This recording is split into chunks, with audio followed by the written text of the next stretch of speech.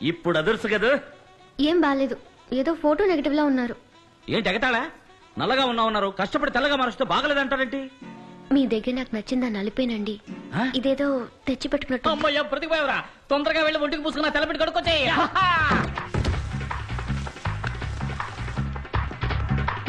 మరి ఎందుకండి నల్లగా ఉన్నారు? క్షమించండి, నేను చెప్పిన దాన్ని మీరు ఇంత సీరియస్ గా తీసుకుంటారని నేను అనుకోలేదు. నేను తిరస్కరించడానికి నిజమైన కారణం నలుపు కాదండి, జాతకం. చిత్త మృగశీర్ష ధనిష్టలకు వివాహంబు జరిగనేని సత్యము వరుణకు మరణ ప్రాప్తి, తప్పదు వధువుకు వైధవ్య ప్రాప్తి అని సుఖమహర్షి చెప్పారు. అబ్బాయి శివాజీది చిత్త, అమ్మాయి ఉమాదేవిది ధనిష్ట.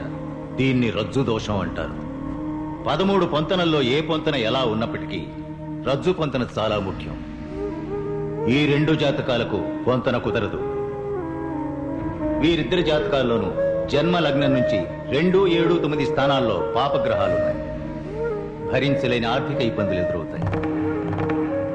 అమ్మాయి వల్ల అబ్బాయికి గండం ఉంది. కాదు కూడదని మీరు పెళ్లి చేస్తే అబ్బాయి ప్రాణాలకే ప్రమాదం. ఏమిటి అంత మాట అన్నాడు? ఇవిగో చూడండి, నాలుక మీద మచ్చలు. నా వాక్కు భరిస్తుంది. మంచి చేయడానికి వచ్చారు. నన్ను పెళ్లి చేసుకోవడం వల్ల మీకే చెడు జరగకూడదనే నేను అలా చెప్పాను. ఇంతేనా? ఇదా సమస్య? అయ్యో, మా జ్యోతిష్కుడు ఏం చెప్పాడు తెలుసా? నేను మిమ్మల్ని పెళ్లి చేసుకుంటే ఇప్పుడు 200 కోట్లీశ్వరుడైన నేను 1000 కోట్లీశ్వరుని అవుతానంట. సెకండ్ ఒపీనియన్ కోసం రాజమండ్రి సిద్ధాంతి గారిని అడిగాం. ఆయన ఉన్నారో చెప్పనా? ఆల్రెడీ ఈ 2 జాతకాలకి పెళ్లైపోయింది, కవల పిల్లలు ఆన్ ది వే అన్నారు. ఇందులో ఏది నమ్ముతారు? ఇవన్నీ పట్టించుకుంటే మనం ప్రశాంతంగా బతకలేం. నాకు మీరు నచ్చారు, మీకు మరి మధ్యలో ఇవన్నీ ఎందుకు? చచ్చే రోజు తెలిస్తే మనం బతుకుతున్న రోజు నరకం అవుతుంది. సంతోషమేనండి ముఖ్యం. నన్ను పెళ్లి చేసుకోవటం మీకు సంతోషమేగా? కూల్. స్వస్తి శ్రీ చాంద్రమాన వ్యయనామ సంవత్సర వైశాఖ శుద్ధ దశమి గురువారం నాడు శ్రీ రామలింగం గారి ఏకైక పుత్రిక చెలసో ఉమాదేవికి, సుభాష్ నగర వాస్తవ్యులు శ్రీ బలరామయ్య గారి ఏకైక పుత్రుడు చిరంజీవి శివాజీకి వివాహం జరుపుటకు పెద్దలు సుముహూర్తం నిశ్చయించడమైనది. శాసనసభలో పాలకపక్షం మీద ప్రవేశపెట్టిన అవిశ్వాస తీర్మానం నెగ్గిన కారణంగా గవర్నర్ ప్రతిపక్ష నాయకులను ప్రభుత్వం ఏర్పాటు చేయవలసిందిగా ఆహ్వానించి 10 రోజుల్లో మెజారిటీ నిరూపించుకోవాల్సిందిగా గడువు విధించారు. ఈ నేపథ్యంలో అన్ని ప్రభుత్వ శాఖలకి నూతన మంత్రుల చేత గవర్నర్ పదవీ ప్రమాణ స్వీకారం చేయించబోతున్నారు.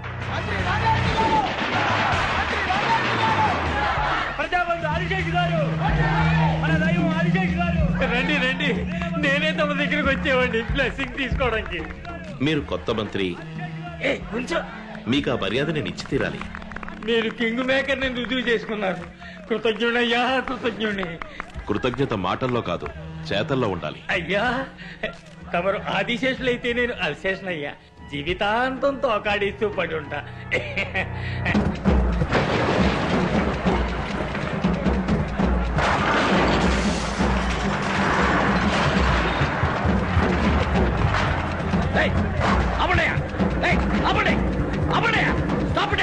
ఎందుకు పడగొడుతున్నారు? ఇక్కడ ఐటీ పార్క్ ఫ్యూచర్ డెవలప్మెంట్ అని గవర్నమెంట్ ప్రాజెక్ట్స్ వస్తున్నాయి. ఇక్కడ కట్టడాలు కట్టడం తప్పు. పడగొట్టండి. ఏమనుకుంటున్నారయ్యా? మనిషికో కారణం చెప్తున్నారు, ఆవు అంటే పడగొడుతున్నారు. 50 కోట్లు తీసుకుని ఇంక మీద ఏ సమస్య రాదని చెప్పారు. ఇప్పుడు ఇదేంటయ్యా? సార్, ఇది కొత్త గవర్నమెంట్ ఆర్డర్. కావాలంటే నేను రేపు పొద్దున వస్తాను. ఈలోగా ఎవరితోనైనా మాట్లాడి ఏం చేయగలరో చేయండి. ఏ సార్, అక్కడ గవర్నమెంట్ ప్రాజెక్ట్ వస్తుంది. ఏ బుద్ధి లేని మీద ఇచ్చారు మీకు పర్మిషన్? నో, ఇది రాంగ్ ప్రాజెక్ట్. పర్మిషన్ ఇవ్వకూడదు. సార్, నేనేం తప్పు చేశాను సార్? నన్ను ఎందుకు ఇలా వేధిస్తారు? మంచి చేయడానికి వచ్చినందుకు ఎంత శిక్ష? అన్ని మెట్లు ఎక్కి దిగేశాం. టేబుల్ కి, బెంచ్కి, అధికారికి, మంత్రికి, వాడు వీడని అందరికీ ఎంత ఇవ్వాలో అంతా ఇచ్చేసాం. మీరిచ్చింది ఆ ముఠాకి, ఆ మంత్రులకి. మేము ఫ్రెష్ బోలెడంత ఖర్చు పెట్టుకొచ్చాను నాన్న. సీటు ఖరీదు, ఎలక్షన్ ఎక్స్పెన్స్, పబ్లిసిటీ ఎక్స్పెన్స్, ఎమ్మెల్యేలు కొనడం, కాస్ట్ ఆఫ్ పాలిటిక్స్ చాలా ఎక్కువైంది. ఇప్పుడు మేమేం చేయాలి చెప్పండి. మీ ప్రాజెక్ట్ వాల్యూ ఎంత? ఎన్నిసార్లు ఇదే ప్రశ్న అడుగుతారా? ఏంటి ఏమన్నారు? ఏం లేదు సార్, 200 కోట్లు. అందులో 25%, ఓ 50 కోట్లు మా సంక్షేమ నిధికి ఇచ్చేయండి. మిగతా నేనేమన్నా మృతం చేయడానికి పర్మిషన్ అడిగానా? సారా పర్మిషన్ అడిగాను. చెడగొట్టు శివాజీ. గాంధీకి మండపం కట్టాలన్నా కూడా వీళ్ళు డబ్బులు అడుగుతారు. రే మామ నోడ్రా లై పర్మిషన్ ఉంటా కుదురుతుందా కుదరదా మర్యాద మర్యాద. డబ్బులు తీసుకుని నీకు మర్యాద ఏంట్రా ఎక్కడికి వచ్చి ఎవరితో ఏం మాట్లాడుతున్నావు నువ్వు? డబ్బులు ఇవ్వకుండా నువ్వు ఆ యూనివర్సిటీ ఓపెన్ చేయడం కుదరదు. ఇవ్వను ఒక్క పైసా కూడా ఇవ్వను. నేను కోర్టుకెళ్తాను. కింద కోర్టు, మధ్య కోర్టు, పై court, magistrate court, appellate court, sessions court, high court, supreme court అని ఈ దేశంలో న్యాయం అనేది ఏదో ఒక మూల కాస్త మిగిలి ఉంటుంది. దాన్ని తప్పి తీస్తాను. వెళ్ళి ప్రయత్నించు.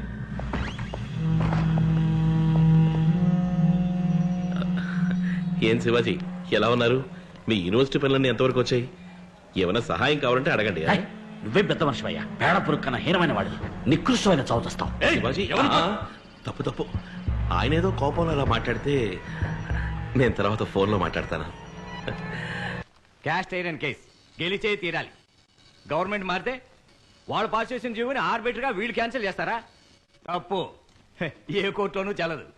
రేపు పొద్దున కోర్టుకు పోయి ఓ రిట్ పడేసి ఆ స్టే ఆర్డర్ వికెట్ చేయిస్తా, లేదా స్టే ఆర్డర్ తీసుకుందాం. ఇది నా 25 ఏళ్ల ఆశయం, 20 ఏళ్ల శ్రమ. నేను సంపాదించిందంతా ఇందులో పెట్టాను. హ, ఉన్న ఇల్లు ఉన్న ఆస్తి అంతా తాకట్టు పెట్టాను.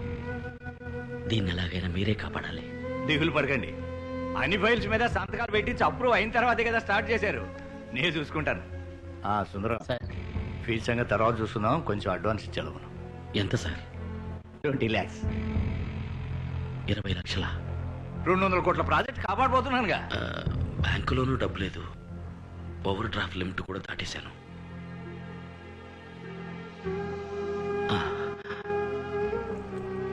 అడ్వాన్స్గా నాకు ఆలోచుకోండి. ఏంటండి ఇది ఇరకాటంలో పెట్టారే? అయ్యయ్యో మీరేం ఫీల్ అవ్వకండి. నేనేమైనా పుట్టేటప్పుడు కారులో పుట్టానా? చిన్న వయసులో చెప్పులు లేకుండా నడిచాను, బస్సుల్లో ప్రయాణించాను. మీరు ఈ కేసు గెలిపించండి, అది చాలు. తీసుకోండి. శివాజీ నువ్వెంతో ఆశపడి కొనుక్కున్న కారు ఇది. సార్ కావాలంటే నేను డ్రాప్ చేస్తా. వద్దండి, కూల్. నాకు నడక అలవాటే. పద.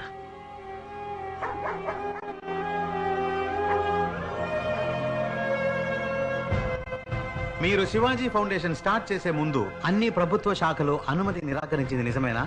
నిజమేనండి. 16 శాఖలకి చెందిన గవర్నమెంట్ ఆఫీసర్లకి 4 కోట్ల రూపాయలు లంచం ఇచ్చింది నిజమేనా? అబ్జెక్షన్. లంచం తీసుకోవడానికే అనుమతి నిరాకరించారు. మధ్యలో మాట్లాడకండి, మీ వాదన పూర్తి అయిపోయింది. 4 కోట్ల రూపాయలు లంచం ఇచ్చింది నిజమా కాదా?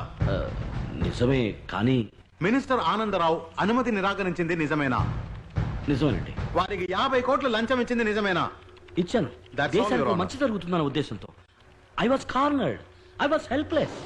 అప్పీల్దారుడు ఒప్పుకున్నట్టుగా శివాజీ ఫౌండేషన్ నిర్మాణానికి కావలసిన అనుమతి కోసం వేరు వేరు ప్రభుత్వ శాఖాధికారులకు లంచాలను ఇచ్చి అనేక ఇతరమైన కోరికలను తీర్చి అనుమతిని పొందినట్టుగా ప్రభుత్వం తరపున నిస్సందేహంగా నిరూపించబడింది. కనుక శివాజీ గారి యూనివర్సిటీ కట్టడాన్ని రద్దు చేయడం చట్ట ప్రకారం న్యాయమే. ఇంతవరకు కట్టిన భవన సముదాయాన్ని కూల్చివేయడానికి ఆజ్ఞాపించవలసిందిగా ఈ ప్రభుత్వాన్ని కోర్టు ఆదేశిస్తోంది. అందుకు గాను ఏ విధమైన నష్టపరిహారాన్ని ఈ ప్రభుత్వం చెల్లించనవసరం లేదు.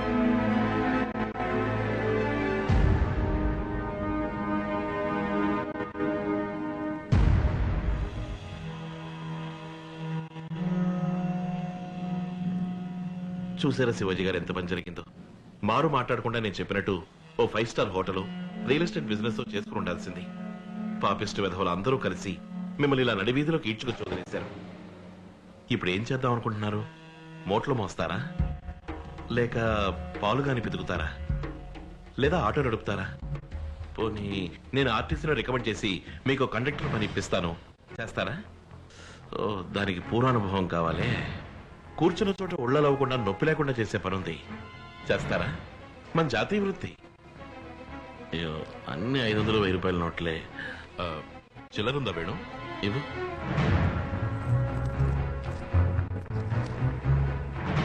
అమ్మా తల్లి జగన్మాత, వీరు చేయబోయే పని విజయవంతం కావాలమ్మా.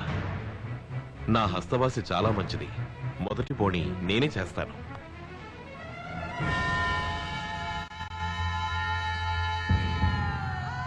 ముష్టెత్తుకుని బతికే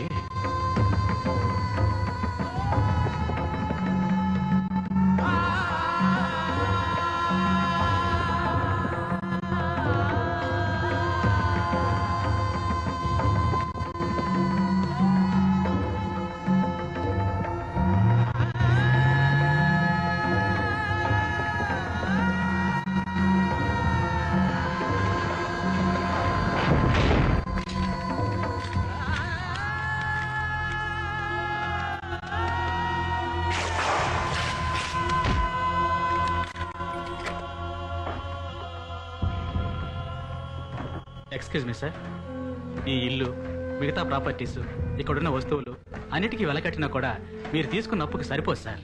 వాల్యుయేషన్ పూర్తయ్యే వరకు ఈ ఇంట్లో నుంచి ఒక ప్రాపర్టీ కూడా బయటే పోకూడదు. సారీ. మీ రోలెక్స్ కూడా వాళ్ళ లిస్టులో ఉంది సార్.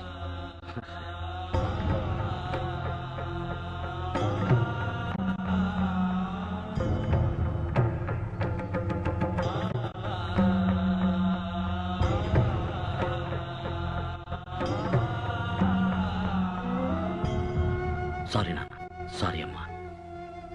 నేను మంచి స్థితికి వచ్చేదాకా మీరు ఊర్లో ఉండండి. మాకే బాధ లేదు బాబు. నువ్వు అమెరికా వెళ్లే ముందు మన పరిస్థితి ఇదేగా.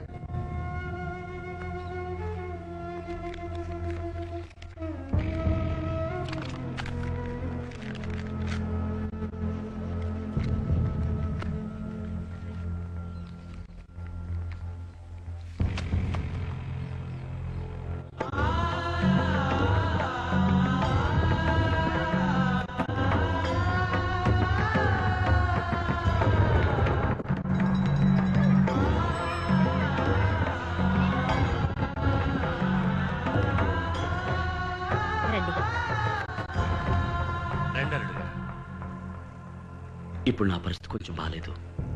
పెళ్లి కొంచెం వాయిదా వేసుకుందాం అది చెప్పేద్దామని వచ్చాను. అలాగే బాబు, మీరు ఎప్పుడంటే అప్పుడే పెళ్లి జరిపిద్దాం. లేదు నాన్న, ఎప్పటికీ ఈ పెళ్లి జరగదు. ఏం నువ్వు అనేది ఉమాదేవి? నేను అప్పుడే చెప్పాను వద్దని. ఏదేదో చెప్పి మీరే నన్ను ఒప్పించారు. చూడండి నిశ్చితార్థానికి ఎంత పని అయిందో. రేపు పెళ్లి కూడా అయి జ్యోతిష్కుడు చెప్పినట్టు మీకు ఏదైనా జరిగితే. నువ్వేదేదో ఊహించుకుంటున్నావు. ఏది ఊహ? పూర్తయ్యే స్థితిలో ఉన్న కట్టడం ఎందుకు పడగొట్టే స్థితికి వచ్చింది? కోటేశ్వరుల్లో ఉన్న మీరు ఉన్నట్టుండి ఎందుకు నడి వీధికి రావాల్సి వచ్చింది? It's a coincidence. లేదండి, ఈ జన్మలో మనిద్దరికి పెళ్లి జరగదు. వెళ్ళిపోండి, ఇంకెప్పుడు నా కోసం రాకండి.